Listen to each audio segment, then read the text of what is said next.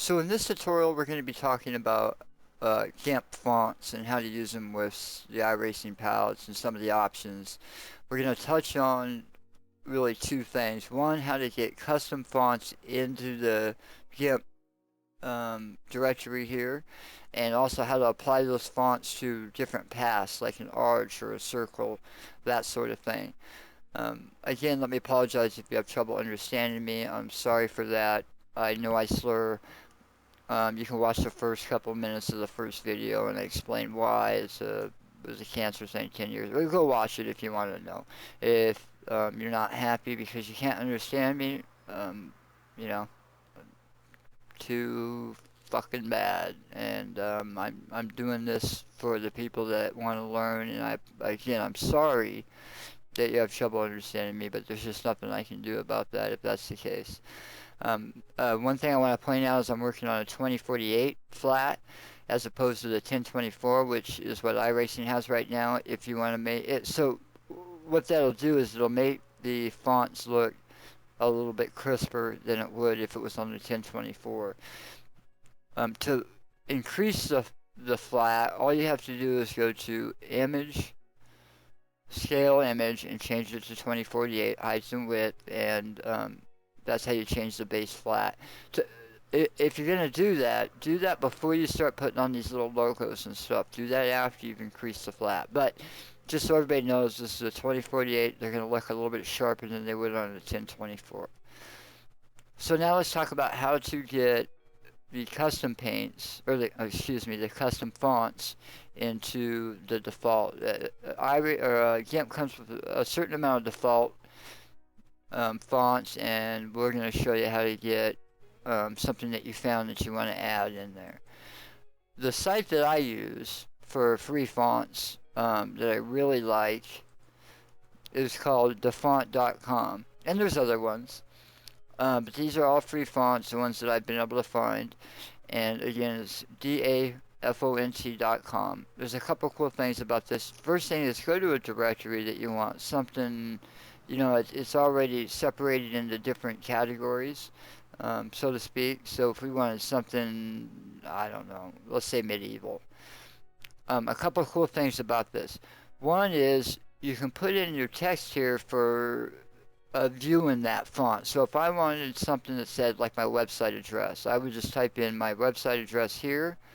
The other thing I do is I change to 50 per page so I can look at more of them before switching to the next page. And there's some other options here, and then just go to submit. And then these fonts, most all of them, not all of them, but most all of them will show that font with whatever you typed in your preview. Okay? One of the first things you're going to want to do is create a folder on your desktop so you know where you're putting these. This is just a temporary storage spot before you move them into the right directory for Gimp. So right click anywhere on your desktop, a blank spot, go to New, Folder, and we're going to name this Test Fonts.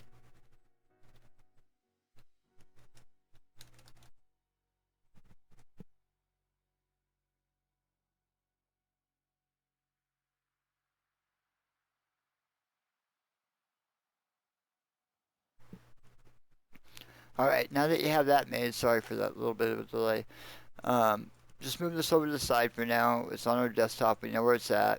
And let's take a font that I don't currently have. I don't think I have any of these probably. It doesn't really matter. We'll take this one for example. And it is called, I'm not sure what it's called. We'll find out in a minute. Let's download it. It's called Cluster Black.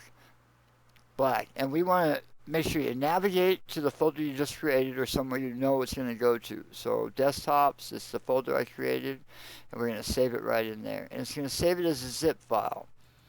So let's open up the test fonts folder, double click on the zip file, and if you have the free version, you're going to get this free version deal to buy. You can just close that out. And the font is going to be a TTF, okay? Anything that says TTF, that'll be the font that you want. Now, Gimp takes their fonts from your Windows fonts folder. You're not going to put this in a Gimp directory. You're going to put it in the Windows one. So you go down to the start menu. Let's go to computer. We're going to click this little arrow for our C drive. We're going to click the arrow for Windows. And here's the fonts for Windows. So you click on that, that's all the fonts, and Gimp will recognize these. So let's go back to here for the purposes of moving this font over. It's going to go in this fonts folder here.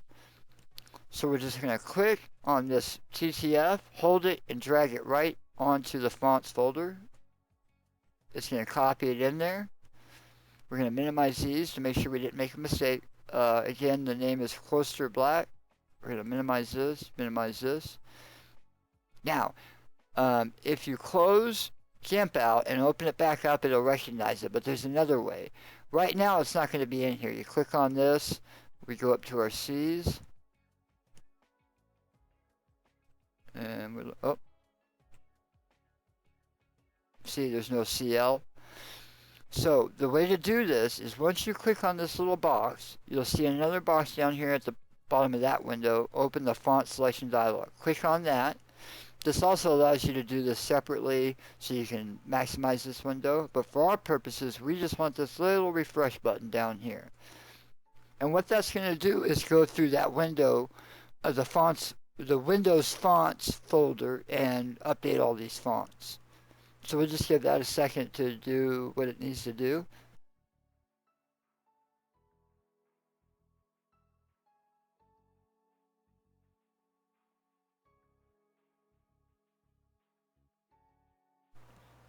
Okay, now it's all done. So we can leave this open and use this or close it. I don't usually use it except for my refresh button. We're going to close that out and we're going to go search for this real quick this way. And it was CL. Oh, and there it is. A new font that we put in there manually that now every time we open Gimp will be in there. So when you do that, the best thing to do is grab 3 or 4 fonts. It just saves you time that you want. I never download font packs because if you look, I have so many fonts now it takes forever to go through and see what I really want for whatever I'm doing. So just do a couple at a time. Now let's talk about using these fonts and some options they are. Whatever layer over here on the right that you have clicked, as soon as you grab your fonts tool and you click on here to start typing, it's going to create a text layer above the layer that you selected, just so that you know where you're going to put that. And you can move that layer around later. So we're going to click, and then we're going to drag this window open a little bit, and we're going to start typing in here. We'll just name it test font. And that's our new font, which I don't like. So if you just mouse over here while you're working with your font, and just use your scroll wheel, if your mouse is over the top, you can look at all your fonts that way too. So that's what we'll use for now. A couple options with the fixed the way it is, the box is the size you want it. You can move it to the right, to the left, center. Alright, you can also adjust the width between the letters with this thing here, and then there's some more options, and you just play with those and see what they do. The box up here is for some shortcuts to do some separate things if you wanted, for example, to move just this part of the font up or down. These boxes will shrink the size between them, they'll move them up and down separate from, see how it's different now from where the other one is. I don't usually play with those unless I have to get an effect I'm looking for. I usually never use this up here. You can do all that. You can do the bold and all that stuff from here. It allows you to do some of that stuff that you can't do over here. So if you highlighted this and there was a bold option with that font, not all of them have it, and you click that, it'll give you a bold option. Same for italicized, that has an italicized option. But not all fonts have all these options. If you want the box, this is, as soon as you click off of this and make this a layer, once this becomes a layer, whatever your box is at, that's the size of that layer. Oftentimes if you go over here and click the dynamic, it'll make the box the size just as big as the font is. The other thing you want to do is this hinting will be default to medium usually. make sure that's full. That'll give you crisper lines. Make sure anti-analyzing is checked. Now, as soon as we click on a different tool or go to a different layer, that'll say a font layer, okay, a text layer. And we can go back and change the font by clicking on the tool, make sure we're on the text layer on the right, and then click in the box somewhere. Now we can go through and change all the fonts and do everything we did before. The minute that we resize this layer, no longer can you make those adjustments. So if we want to do a resize, make sure our guides are off, keep aspect, click on this, bigger, smaller, whatever. Watch what happens to the text layer over here as soon as I hit scale. See, it becomes a standard layer and no longer can you change. You can do everything else you can in Gimp, you just can't make your font changes. Control Z will back up to where I was at. Now we want to leave it here for the purpose of putting this on a guide, whether it be, or a path. So one thing you're going to want to do is this path is normally not here. By default, you only have your layers tab and your channels tab. Let's see if I can close this. We'll just move it off for now so I can show you how to add it. And close it. So again, normally your two tabs up here are layers and channels. We need to add a paths box here so that we can look at our paths that we create. So if you hit this little arrow up here, scroll over to add tab, and then we want to add our paths layer. And now every path we create, and these are from previous, what I was doing some stuff before, will be in here. We don't need these necessarily for this purpose. We'll delete these so I can show you what the new ones look like. Now, we need to create a new layer to create that path on. So, it really doesn't matter where you put it, but we're going to create the layer below our test font text layer. So, click the layer below that, highlight it, right click on that, and then new layer. And then we'll just keep everything the same. The layer will be transparent in the size of the flat. Okay, now there's an invisible layer behind this test font. Again, it really isn't going to matter whether it's behind it or above it. Let's move it above it. Let's take our pass tool. We're going to grab our pass tool. We're going to make, let's say we want this test font to, I don't know, follow an arc somewhere. Let's just do it here. From here to here, make your 2 points with your mouse clicks, and then you just hold the mouse button down in the corner there, and we'll make it. Well, we'll just do something big to exaggerate what we're doing. Okay. We're gonna have a path here. As soon as we click over on this paths tab, you can see that what we did was we created a path by doing that. And you can see it right here. And if we click on this eyeball to show it, it'll light it up in blue. Which you can't see because we don't have anything added to it. So that's the path we want to add that font to. We're going to click on the test font layer. We're going to right click on that. And then we're going to go up to where it says text along path. You want to make sure before you do that the path that you want that text to go along is highlighted in here. Because you may have 4 or 5 paths and it'll do it whatever one's highlighted. So we'll go back to our test. Right click. Text along path. You hit the button and it does it with all these little bullets and stuff, which is kind of funny. But if you zoom in, hold control and mouse wheel in, it'll zoom in, you can see where it's at. Now this doesn't move the font there, it just gives you an outline of the font. So now what you have to do is go back to your paths, right click on what was just done, this top one here, right click on it and then go path to selection. Okay, so now you have a selection of that font. We go back to layers, we click on the new layer we created, and we can fill that to make that font appear. So if you go to your bucket fill tool, pick whatever color you want here, like we've shown before, and then make sure fill hole selection down here. It's default here. Fill hole selection is selected, and then make sure you click on your layer here, and then click in the box. We can call Control Shift A to deselect. We'll zoom out. We'll go back to pass, and we'll click the eyeballs to make those invisible so you can see how that works. And that's how you make the font do that. Now, if you want to use, we're going to create a new layer for something new. Hit enter. If you want it to follow a circle, let's shrink that font down because we're going to make a smaller font around the circle. So click on the font layer again. Click on the font box, font layer. We'll go into here, click here, so now you're adjusting the font. We're going to minimize this down quite a bit. We're going to make it quite a bit smaller. And then maybe we'll extend it out a little bit. Okay, that's fine. We'll go to our new layer. Alright. Now on our new layer, we're going to create a new path, a circle path. Say we want it on back here.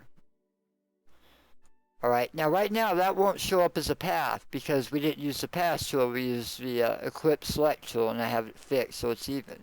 So if you go to paths, it's only the ones we had there before. You right click, again right click, go to select and then scroll down to path and that'll make that circle into a path. And you'll see it here now. So if we click on the eyeball, you'll see a red line there. We held Control Shift A. We'll zoom in a little bit.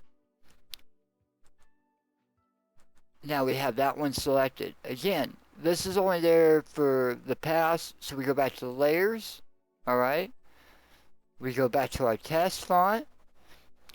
Make sure this is the one you have selected where you want that font to go around. If you select it to here, it'll just put it on top of these. It'll try to attach it to this font. If you do here, it'll do like it did before around here.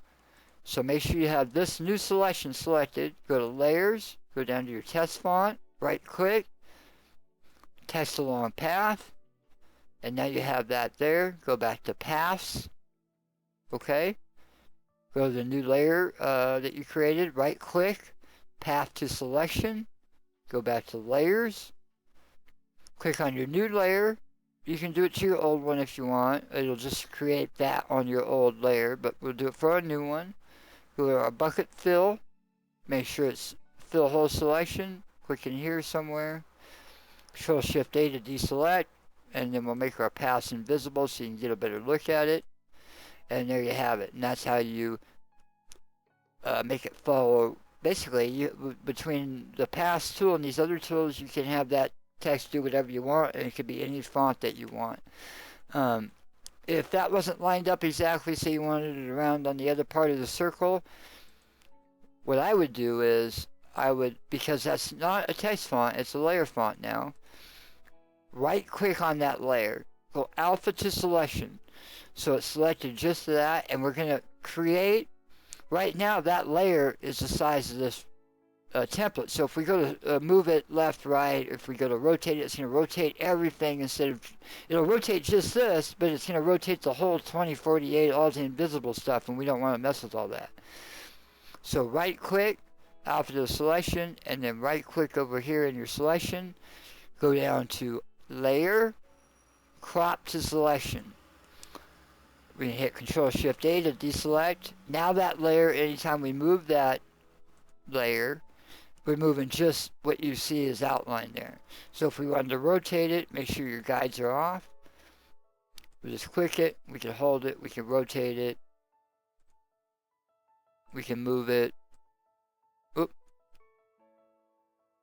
We can move it around wherever we want. And you know, it's really just that easy. No, it seems complicated, but once you get the hang of going back and forth here with your pass and stuff, it's really not too hard to do. And then now you just treat this like you would any other layer with Gimp. You know, that's pretty much going to cover it all. I just wanted to give something fairly quick, and they never are quick and short and sweet. This is longer than anybody probably wanted to watch, but I think I covered it all pretty good. If you have any questions, just go ahead and ask in the forums or here, and I'll try to answer them the best I can. I'm sure I'm forgetting a thing or two, but this should really get you guys started on a couple of the main aspects of using file. And I'm sure there's better ways, easier ways, ways I don't know how to do this stuff. But this is how I know how to do it right now. Again, if you want to know some of the other things on, shrinking layers and all that, I've done that in those little tutorials. You can go back and watch those. But thanks for watching, guys. Happy painting, and I hope this helps. Thank you.